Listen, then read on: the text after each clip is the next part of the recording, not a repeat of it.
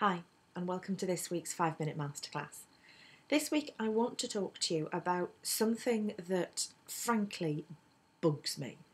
And it's something that comes up time and time again when I read social worker reports, I read statements from professionals, and even in some referrals that come from nurseries following a disclosure or from schools for very similar reasons. And my bugbear is the word concern.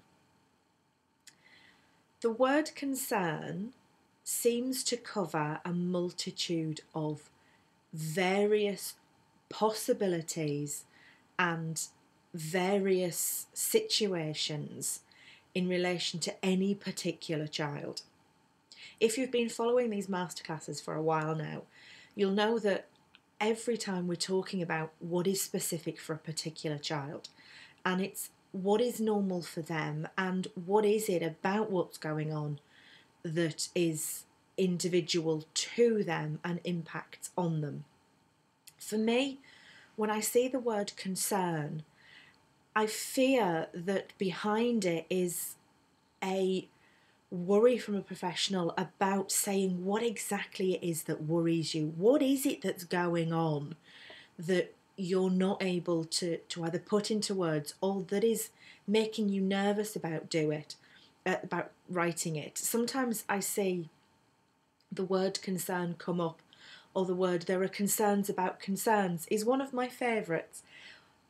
It actually doesn't mean anything, and I know that when professionals are writing statements, you've got real issues with what is happening in that child's life. And you're doing yourselves a massive disservice by saying the word concerns. So what should you be saying instead? Well, in some contexts, the word concern is okay. But as long as you explain what it is that you're worried about, what is it that's going on? If you can't quite put your finger on it, then think about it in terms of what's different for that child? What has changed? What is it that's niggling away? What is it that's making your little inner alarm bell ring massively? What is it that's going on? And sometimes you've got to go back through your notes for that. Sometimes you've got to look at that pattern of behaviour and see what it is. It could be that Mum's suddenly started behaving strangely when she's at the school gate and there's a new boyfriend on the scene, and the child is behaving differently when that boyfriend's been around, or something else is going on, or there's an issue in terms of maybe not bruises, but maybe something else is happening that initially just sparks that, not sure here, and then turns into full-blown something really isn't right here. So that's the first thing. Explain what it is that you mean by the concern. The second thing that you need to do is then say why it worries you. What is it about that change, about that behaviour, about that position that's been taken by a child or a parent that worries you? Is it that they're no longer working with you? Is it that you fear for their personal safety? Do you fear, in terms of domestic abuse, that these children are going to get caught up in the middle of it?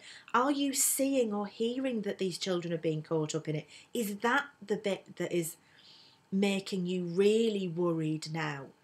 It isn't just a concern, it's a genuine emotion there. So explain it, let everybody know what exactly it is that is going on there. And finally, the third thing I want you to take away from this masterclass is, if you are writing an analytical piece, so a court statement, or you're doing a report to go before a panel, particularly for social workers, you need to say what the impact is on that particular child. What is the risk to that child of that behaviour? So, yes, you've got this concern, but what is it? What is it that's going on that's worrying you? Then say why it worries you. What exactly is it that is causing this concern? Say it explicitly. And finally, explain what the impact is. Tell everybody that needs to know what the impact is for that child. So those are the 3 things I want you to take away from this masterclass.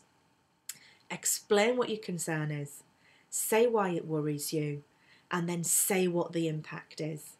Remember, it's okay to have concerns, and the word isn't completely banned, but make sure that you explain what it is you mean behind it. Until next week.